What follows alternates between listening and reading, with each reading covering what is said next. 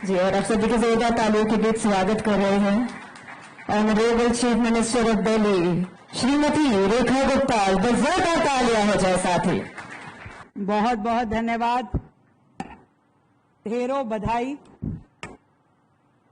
पूरे यथार्थ ग्रुप को, जिन्होंने आज अपने हॉस्पिटल्स की इस श्रृंखला में एक और नई कड़ी जोड़ी और दिल्ली को भी अपनी सेवाएं देने का कार्य शुरू किया। एक बार जोरदार तालियों से अभिनंदन।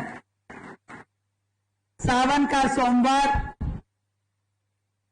और इतना सुंदर दिन और यथार्थ को जनता को समर्पित किया जाना, और वो भी आदरणीय विजय कौशल जी महाराज की उपस्थिति में, उनकी उपस्थिति को प्रणाम करती हूं, बहुत बहुत वंदन करती हूं।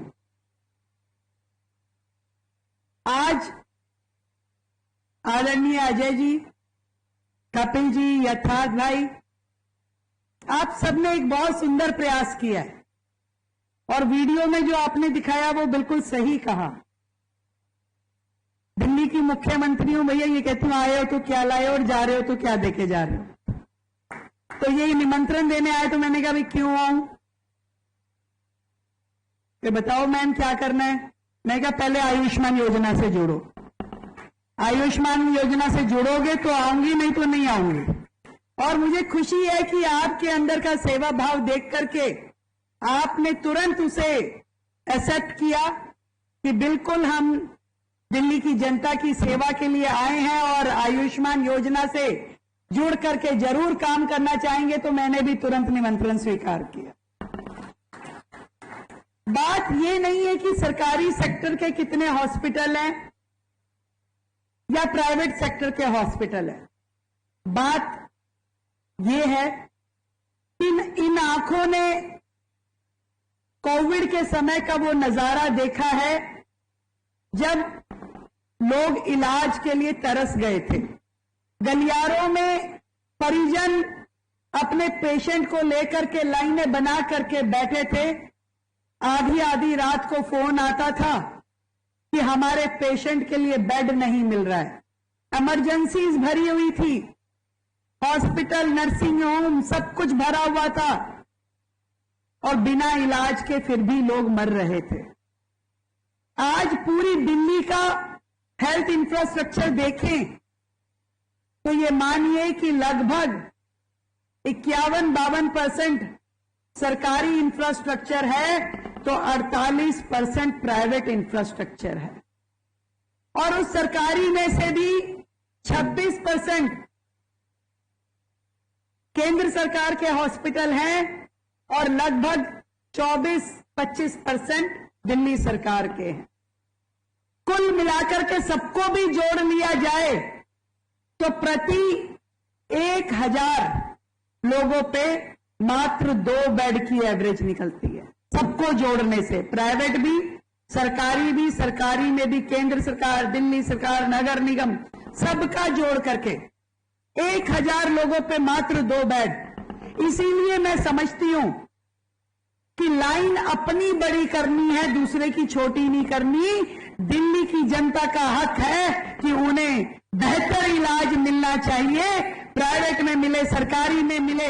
और हम भी जितने अधिक प्राइवेट अस्पताल खुल के आयुष्मान योजना को लेकर के लोगों की सेवा करें और सरकारी इंफ्रास्ट्रक्चर को हम अपना डेवलप करें, इसलिए हमने ये सोचा है कि ये जो 7 अस्पताल कोविड के समय में जिनकी नींव रखी गई थी परंतु वो शुरू नहीं हो पाए थे, काम उनका आगे नहीं बढ़ पाया था, जिन्हें आईसीयू हॉस्पिटल डेवलप करने के लिए सोचा गया था, उसको सही मायने में एक दिल्ली के लिए बेहतर फैसिलिटी देने के लिए उन 7 प्रीमिसेस को हम सुपर स्पेशलिटी हॉस्पिटल, जिसमें कि हर एक हॉस्पिटल को जिसमें आईसीयू क्या जरूरत हो, जैसे कि एक कैंसर हॉस्पिटल, एक मात्र डिलीवरीज केसेस जो बहुत ही सीवियर होते हैं उनके लिए, एक किडनी ट्रांसप्लांट जैसे या और अंग प्रत्यारोपण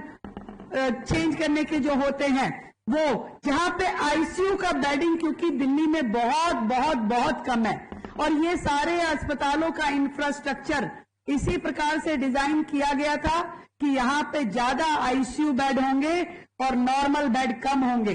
तो हमने वही वाली बात कि सरकार का किया हुआ खर्च किया हुआ 1 रुपया भी वेस्ट ना हो, मैंने इनकी योजना इस तरीके से बनाई है कि इन 7 बिल्डिंग को हम सुपर स्पेशलिटी आईसीयू हॉस्पिटल बनाएंगे, जहां एक बीमारी के लिए एक डायलिसिस के लिए होगा, हर एक बीमारी के लिए एक स्पेशल अस्पताल, और उन अस्पतालों में जाकर के जो आईसीयू बेड की कमी दिल्ली में है उसे पूरा किया जाएगा। और इसी तरीके से आज यथार्थ का खुलना दिल्ली के लोगों को बेहतर इलाज दे पाएगा। आपने जिस तरीके से यहाँ पे अपने इस हॉस्पिटल को टेक्नोलॉजिकल तरीके से अपडेटेड किया है, लेटेस्ट मशीनरी है, लेटेस्ट इलाज है, और उस इलाज को जनता तक पहुंचाने के लिए बेस्ट डॉक्टर्स आपने अपनी टीम में रखे हैं। ढेरों बधाई देती हूं आपको, शुभकामनाएं देती हूं हमारे यहाँ के दोनों विधायक राजकुमार भाटिया जी और अशोक देवराहा जी, क्योंकि वही लोग इसके माध्यम बनेंगे कि जनता को यहां से पूरा लाभ मिल सके, लोग अपना इलाज करा सके। हमने हर एक विधानसभा में 15 आरोग्य मंदिर, यानी 15 आरोग्य मंदिर आदर्श नगर विधानसभा में और 15 आरोग्य मंदिर मॉडल टाउन विधानसभा में, क्योंकि हम भारतीयों को एक चीज और सेग्रीगेट करनी पड़ेगी, प्राइमरी हॉस्पिटल और सेकेंडरी हॉस्पिटल और सुपर स्पेशलिटी हॉस्पिटल। कई बार क्या होता है कि खांसी जुकाम भी हो जाए तो हम सबसे बड़े एम्स में चले जाते हैं, परंतु यदि बीमारी छोटे लेवल की है, प्राइमरी लेवल की है, तो उसका इलाज हमें आरोग्य मंदिर में भी मिलेगा, वैक्सीनेशन आरोग्य मंदिर में भी लगेगी, आपकी टेस्टिंग आरोग्य मंदिर में भी होगी। तो ये सारे काम यदि हम अपने आसपास के इन आरोग्य मंदिरों में ले लेंगे तो इसके बाद हमारे जो सेकेंडरी हॉस्पिटल हैं, जो हमारे सुपर स्पेशलिटी हॉस्पिटल है, वहां पर सीरियस पेशेंट जाएंगे और उन्हें ज्यादा सुविधाएं मिल पाएगी। मिल करके अपने हेल्थ इंफ्रास्ट्रक्चर पे काम करने की जरूरत है। मेरी तो मन में एक ही इच्छा है, दिल्ली का और दिल्ली एनसीआर का या देश भर से कोई भी वो व्यक्ति जो दिल्ली में आकर के इलाज कराना चाहता है उसे हम वापस ना लौटाएं। दिल्ली मेडिकल की लाइन में एक मेडिकल हब क्रिएट करें, जहां पे हर प्रकार के इलाज की संभावनाएं देश विदेश के मरीजों को मिले। यदि दुनिया में कोई भी बीमारी ऐसी हो और व्यक्ति इलाज कराना चाहे तो उसे दिल्ली की याद आनी चाहिए, दिल्ली के डॉक्टरों पे उन्हें भरोसा होना चाहिए, दिल्ली के अस्पतालों में उसे सुविधाएं मिलनी चाहिए, और देश भर के लोग यहां आएंगे तो निश्चित रूप में दिल्ली का अपना डेवलपमेंट प्रगति की राह पे आगे बढ़ेगा। ढेर सारी बधाई, ढेर सारी शुभकामनाएं यथार्थ की पूरी टीम को, आप सभी को, और मिल करके दिल्ली के बेहतर भविष्य के लिए हम सब काम करें। और मेरी ओर से सभी शिव भक्तों को बहुत बहुत शुभकामनाएं देती हूं, बधाई देती हूं। और दिल्ली ने इस बार भव्य तैयारियां की है सभी भोलों के स्वागत की, और पूरी दिल्ली की हर एंट्री पे भव्य स्वागत गेट लगाए गए हैं।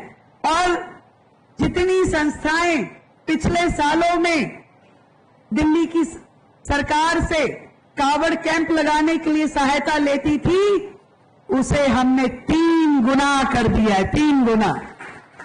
पहले 170 संस्थाएं मात्र उनको सहायता मिलती थी कावड़ कैंप लगाने के लिए, परंतु अब लगभग 400 संस्थाओं को दिल्ली सरकार कावड़ के कैंप लगाने के लिए सहायता दे रही है। एक एक वहां पे डॉक्टर से लेके सफाई व्यवस्था, पानी से लेके शौचालय और पूरी तरीके से बिजली फ्री देने का काम दिल्ली सरकार ने इस बार शिव भक्तों के लिए किया है। पर कुछ लोग समाज में शरारती तत्व हैं जो चाहते हैं कि देश और ये शहर सद्भावना के साथ ना चले। कुछ लोगों ने शरारत की कि एक शाहदरा की तरफ से जो रोड आती है उस पे कांच बिछाने की शरारत की। 400 मीटर तक सड़क के ऊपर कांच के टुकड़े किसी शरारती तत्वों ने डाले। मैं उन्हें चेताना चाहती हूं कि दिल्ली में किसी भी प्रकार की न्यूसेंस बर्दाश्त नहीं की जाएगी। कोई भी व्यक्ति यदि किसी सुरक्षा के साथ छेड़छाड़ करेगा या कावड़ियों के आने में कोई भी विघ्न बाधा डालेगा तो सरकार उससे पूरा का पूरा जवाब मांगेगी। पूरी तरीके से सुरक्षित कावड़ यात्रा होगी, सुविधाजनक ये कावड़ यात्रा होगी और सब भक्तजनों के लिए दिल्ली सरकार पूरी से पूरी सुविधाएं देते हुए उनके स्वागत की तैयारी करेगी। आप सबको मेरी ओर से फिर से बहुत बहुत बधाई, साधुवाद, शुभकामनाएं। बहुत धन्यवाद।